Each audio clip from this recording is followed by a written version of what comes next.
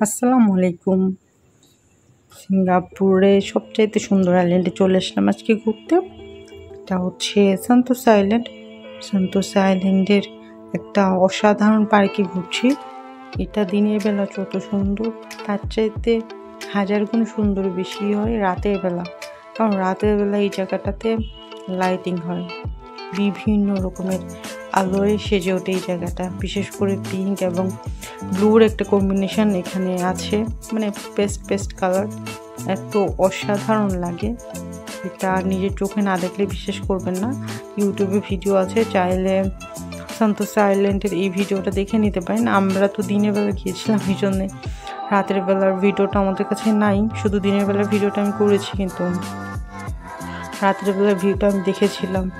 মানে একটা স্বর্গীয় সৌন্দর্য এখানে থাকে, এত সুন্দর লাগে। এই যে পাইপের যে কম্বিনেশনটা দেখেন, হোয়াইট, তারপর পিঙ্ক, লাইট গ্রিন একটা কম্বিনেশন।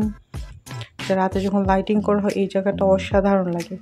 যারা এখানে স্টে করে তারা আর কি এই সৌন্দর্যটা দেখতে পায়, কিন্তু আমরা তো আজকেই ব্যাক করেছি, এই জন্যে খুব একটা দেখতে পাইনি। সকাল থেকে বিকেল পর্যন্ত ছিলাম আমরা, কিন্তু এটা এত সুন্দর আর এত বড়, একদিনে ঘুরে কিছুই করা যায় না। তো এখানে যে স্পটগুলো আছে তার মধ্যে ইউনিভার্সাল স্টুডিও তো আছেই, পাশে আছে একটা বিশাল আইসক্রিম শপ।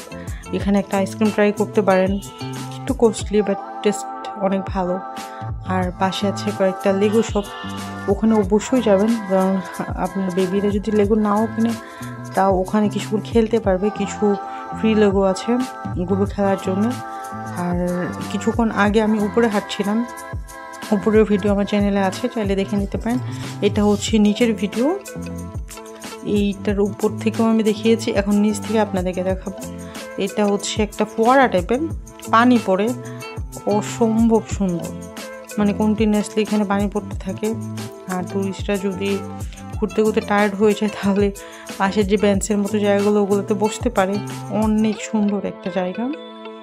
তো ওই জায়গাটা আমার অনেক ভালো লাগছে। এখন ছবি তুলবো এই মুহূর্তে। টাটা।